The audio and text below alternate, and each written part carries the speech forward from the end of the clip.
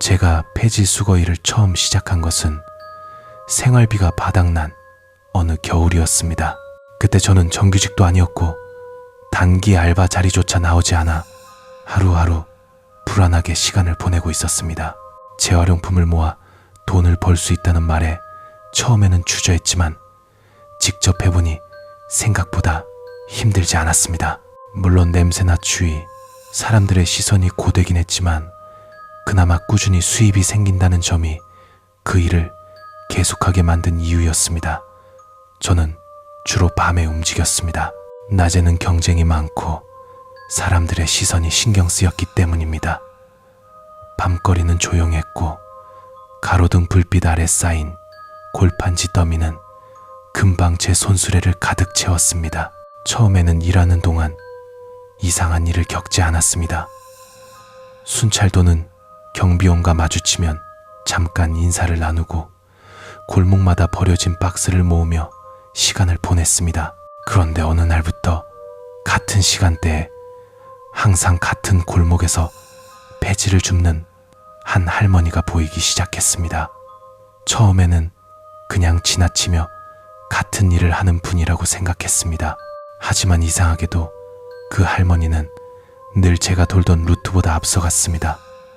아무리 제가 일찍 나가도 골목 입구에 도착하면 이미 할머니는 박스를 줍고 있었고 저보다 훨씬 더 작은 손수레를 끌고 있었지만 속도가 빠르고 몸놀림도 이상할 정도로 재빨랐습니다.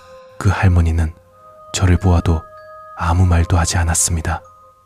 시선을 마주치지 않았고 얼굴은 항상 머리카락에 가려져 보이지 않았습니다.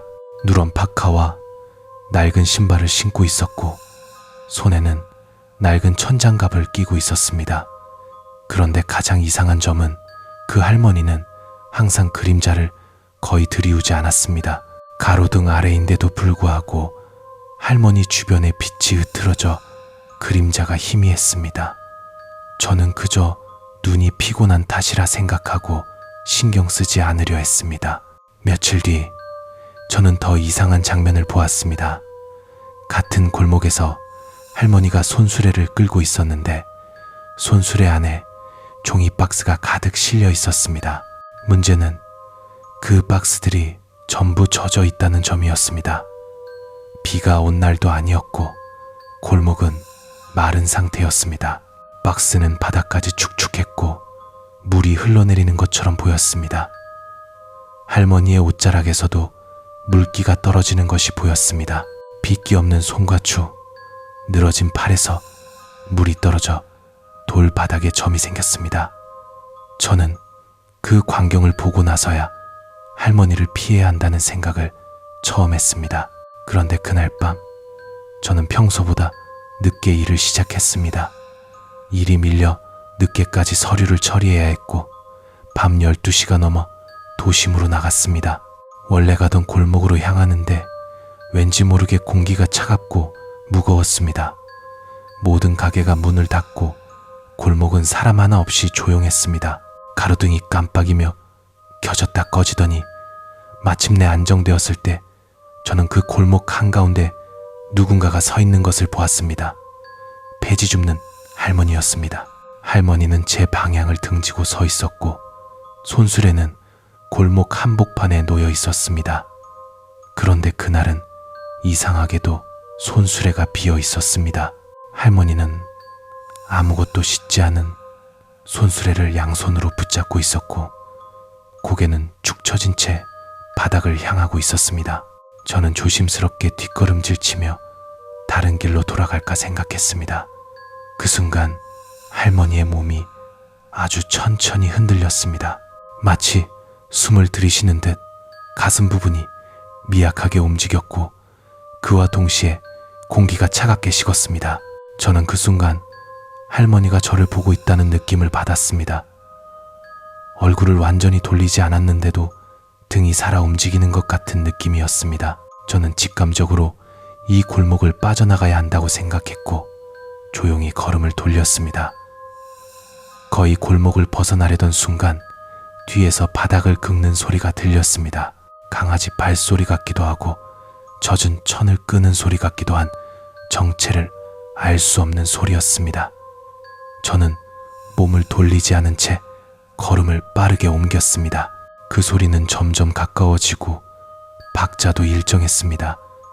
아스팔트와 무언가가 스치는 소리였습니다. 결국 저는 숨도 못 쉬고 골목 밖으로 뛰어나왔고 그 순간 발소리가 완전히 멈췄습니다. 저는 뒤를 돌아보지 않고 다른 큰 길로 향했습니다. 밤 공기도 비교적 따뜻했지만 제 몸은 식은땀으로 젖어 있었습니다. 그 후 며칠 동안 저는 야간 일을 쉬었습니다. 누군가 제 뒤를 따라오는 느낌이 계속 들었기 때문입니다. 집 근처에서도 쓰레기 버리러 나가면 골목 끝에서 스르르 움직이는 그림자가 보이곤 했습니다. 눈을 비비고 다시 보면 아무도 없었지만 그 기척은 분명했습니다. 그리고 제 집 현관 앞에 종이박스 조각이 떨어져 있는 것을 보고 직감했습니다. 그 할머니가 어디든 따라올 수 있다는 것을. 일주일 뒤 저는 다시 일을 나갔습니다. 더는 쉬면 안 된다는 생각 때문이었습니다. 그러나 그날이 가장 끔찍한 밤이 될 줄 몰랐습니다. 골목 전체가 비어 있었고 상가들은 모두 철문을 내려 음산한 분위기였습니다. 갑자기 골목 저쪽에서 종이박스가 바닥을 스치는 소리가 들렸습니다. 바람이 불지 않는데 박스가 스스로 움직이는 것처럼 느껴졌습니다. 손수레 바퀴가 돌아가는 소리도 희미하게 들렸고 마침내 골목 끝 돌의 어둠 속에서 미약한 움직임이 보였습니다. 폐주 줍는 할머니가 나타났습니다. 이번엔 머리를 들고 있었습니다. 얼굴은 길게 늘어진 머리카락 아래 가려 정확히 보이지 않았지만 턱과 입 주변만은 희미하게 보였습니다. 문제는 그 입이 이상하게 열려 있었다는 점이었습니다. 숨을 쉬고 있는 모습이 아니라 공기가 빠져나가는 듯 벌어진 형태였습니다.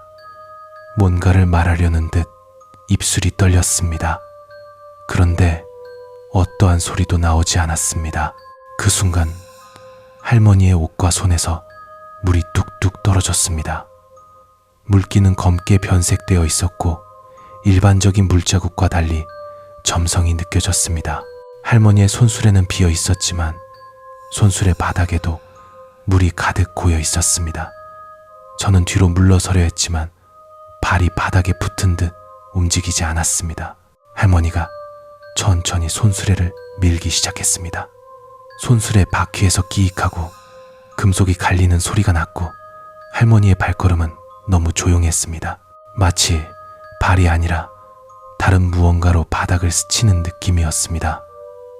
할머니가 다가올수록 공기는 차가워지고 숨이 잘 쉬어지지 않았습니다.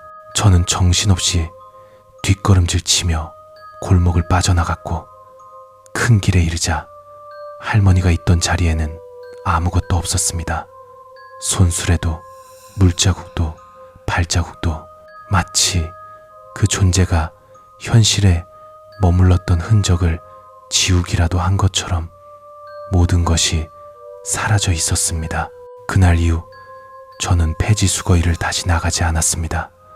하지만 그것으로 끝난 것은 아니었습니다.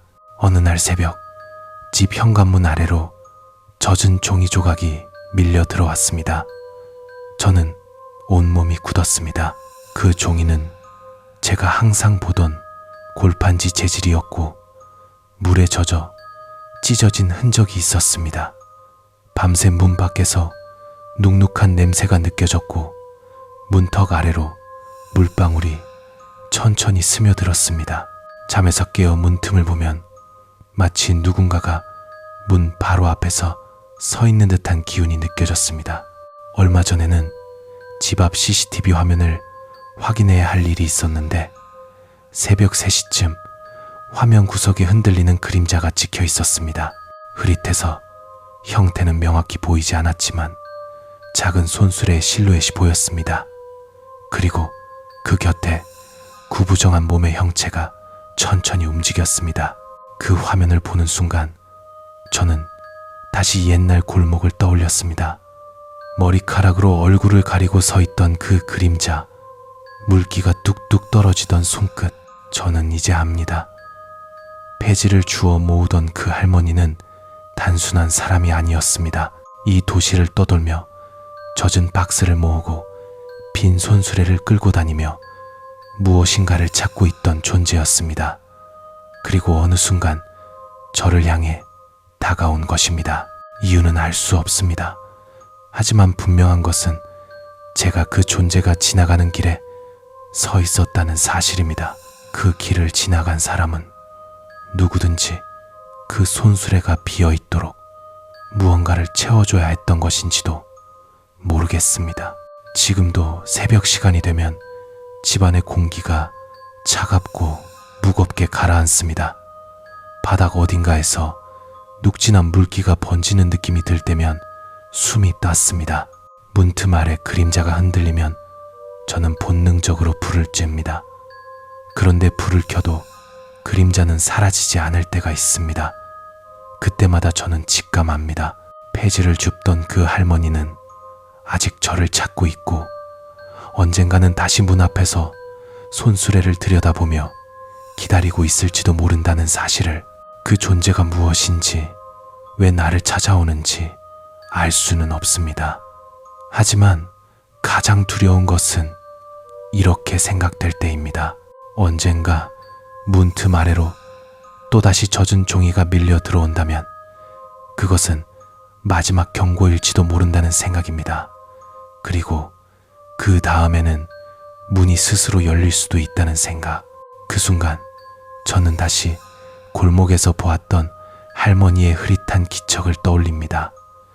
그 존재는 여전히 이 도시 어딘가에서 젖은 손수레를 끌며 무언가를 찾고 있을 것입니다. 그리고 언젠가 다시 저를 만나러 올 것입니다.